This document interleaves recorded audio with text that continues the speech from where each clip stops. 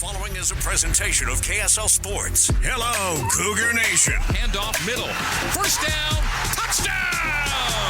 And listen to the Cougar Nation. Every Monday night, we break down the Cougars' last game and look ahead to next week. Cougar Nation, brought to you by Central Bank. Here's BYU insider Mitch Harper and Matt Baiamonte on Utah's legacy home of the Cougars, KSL News Radio. Hello, Cougar Nation. This may be a couple days too late, but I'm going to do it anyway, Mitch. Happy New Year, Cougar Nation. Glad to be with you. It has been a minute since we have communed with you talking BYU sports, and we'll do that tonight. We're not ready to turn the page to basketball just yet after a great bowl win. I know it's been in the rear view for a little bit. We're going to talk a lot of football, close the books on a memorable 2024 season. Maybe we'll sprinkle in some hoops as well, but a lot to get to tonight, Mitch. How will you remember the 2024 BYU football team? We want to hear from you, Cougar Nation. 801-575-8255. Again, that's 801-575-8255. Load up the phone lines. Share your thoughts on how you're going to remember this 2024 BYU football team. Picked 13th in the preseason media Big 12 poll. They finished 11-2 and had a dominant win in the Alamo Bowl. Let's unpack everything that took place this season, including that Alamo Bowl, in the takeaways. Cougar Nation takeaways. Mitch and Matt analyze BYU's last week of play and what it means for the next week. What a win that was, Mitch. 36-14. There are so many angles to that win that was so sweet, one of which being that it sort of felt like the broadcast wasn't prepared for BYU to dominate Colorado, and it just felt so nice to soundly beat this team that everyone had picked to win. Deion's Buffaloes were the favorite, and yet BYU was clearly the better team in that football game in all three phases. My biggest takeaway, though, from that game, Mitch, is I think we might have underrated Jay Hill's impact. I mean, that was a masterclass defensively for BYU. Shadur looked human. He threw the 2 interceptions, and that rush defense was unbelievable. 9 carries for 2 yards. Now, 34 of those came on some Shadur Sanders sacks. But, hey, credit to this defense. There was exotic blitzes that we hadn't seen very much this season. Harrison Taggart flying in, getting sacks. So I just thought the BYU's defensive performance was elite. It was one of the best performances we've seen in a long, long time. And there were moments this year where the defense was suspect in areas, but they were dominant at the line of scrimmage. Their pass defense was really sound against one of the best passing attacks in all of college football. And I just came away from that game saying it is fantastic that BYU has retained Jay Hill for another year. And I don't know how he did it, but somehow we may have underrated his impact on this team. It's a great point. And to me, Matt, I feel like along those same lines, this was the most complete bowl game performance I've witnessed in a long time for BYU football. I mean, you could point to the 2020 game against UCF. That was really good against UCF. Dylan Gabriel, 2009 Oregon State. Last time before the Alamo Bowl that BYU defeated a power conference opponent. That was an impressive showing, too. But I love that BYU capped off what I think a lot of BYU fans felt was an amazing team. Yet no one nationally was talking about this group at all throughout the entire season. Even when BYU was number 6 in the rankings in the college football playoff, no one was talking about them, and it felt like we were living in this crazy world where we observed this BYU team. It felt like we were the only people, BYU fans, Cougar Nation, and shows like this, where we felt like BYU was a really good football team. And I just love that they capitalized on a massive audience. 8 million viewers watched that football game, and BYU delivered. And I think that's just so great to see because we've seen so many times BYU step into a big stage and just not perform to the level that we think they're capable of. And for BYU to have a complete performance in that setting, that was pretty awesome to see. And it's nice to have some positive mojo and momentum going into the offseason. Kalani feels that this was a positive thing for the program.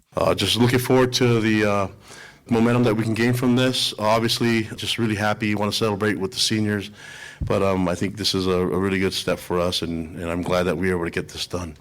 Another takeaway for me, Mitch, was this felt like, and I don't think, maybe it was. I'm curious what you think, but this felt like a game offensively where we saw what a BYU offense could look like if it is run first, featured by L.J. Martin. Didn't hit the 100-yard mark, but I thought this was one of his best games he's ever played. 17 for 93, 2 touchdowns, 5.5 average, and it felt like he was running physical, breaking tackles, getting downhill.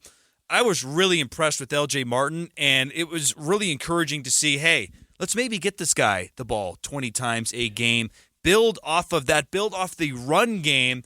The pass game, we can break that down too. There were some highs and some lows in the pass game, but it was really impressive to see L.J. Martin running physically, because teams that are playing great football right now that are still alive, or even teams that lost. Look at Arizona State. They lost, but Cam Scadaboo was fantastic on the ground game. Ohio State, they've been running the ball very well, complementary with a great passing attack. You got to be good on the ground to be a good college football team, and that was the strength of BYU's offense against Colorado. It's a great point. And L.J. Martin, still got 2 years of eligibility remaining, back-to-back seasons through his first 2 years where he leads BYU in rushing yards.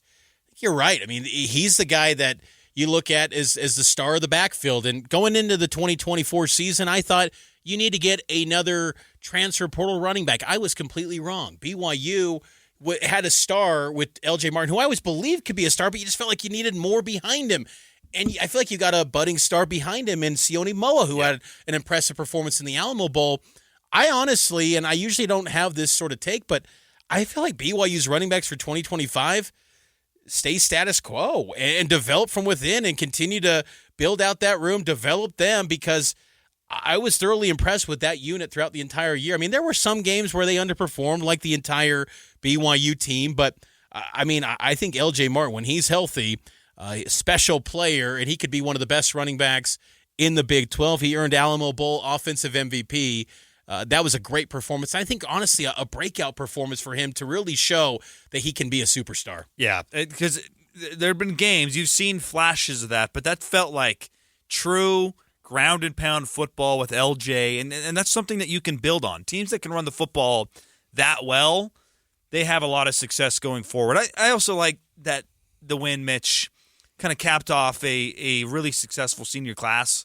Guys like Tyler Batty and Connor Pay. I love that video you took of that really long embrace of Kalani Sitake and Tyler Batty. Goes to show that special relationship between Kalani and the players, and this is what Tyler Batty had to say about the guys who will be coming back. Tyler won't be coming back, but this was his message to Cougar football down the road. I hope our teammates just remember, how much we at least tried to invest in this program. I think for me that's really what it comes down to is do the same thing that we've done. We stand on the shoulders of giants that came before us. I've had an opportunity to play with some incredible teammates during my time at BYU that have helped shape and form me and have helped shape and form the culture. I just want to be remembered as one of those guys that helped push BYU to be great. It's amazing when you think about BYU prospects sometimes how long sometimes their careers or their name can be kind of in the BYU universe of sorts. Tyler Batty committed to BYU 8 years ago in December 2016. 8 years. I mean, Kalani Sitake had not yet finished his first year as the head coach. So his name was linked to BYU football pretty much the entire Kalani Sitake era. And there was a mission to Spain and then a gray shirt and then COVID and then 4 years. But so it was a unique journey. But, he invested a lot into BYU football. Same with Connor Pay. And you hope that leadership can continue into the future, because now you're getting a team, when you look ahead to 2025, where a lot of these guys have experienced success and they haven't maybe experienced the hardships or the life of an independent BYU football team. They're guys that have been, fed the Big 12 schedules. They know the gauntlet of the Big 12 and winning at a high level. Hopefully that intensity can still maintain itself, because, we saw it, the best Kalani teams, 2020, 2021, 2016, 2024, the theme with a lot of them, they had to prove themselves. Quarterback competitions. They were not anointed in the preseason. The one team that was really kind of anointed in the preseason, 2022, they underperformed. 2017 was kind of viewed as a big-time team. They underperformed too. So hopefully they can maintain that intensity, and I think that the hardships they faced in 2023 can maybe continue to build that narrative or kind of that commentary that Tyler Batty talks about and continue to build this thing up, because BYU football is at a place where you don't want this to be like so many Big 12 teams, a flash in the pan. You want it to be long-term success and become the standard in the Big 12 Conference. That's what's in front of BYU. Let's answer the question on the other side, Mitch. How will you remember the 2024 BYU football team? We'll get to your texts. We'll get to your calls. 801-575-8255. Cougar Nation, we're back for 2025. It's brought to you by Central Bank, voted best bank and mortgage in Utah Valley. Visit us online at cbutah.com.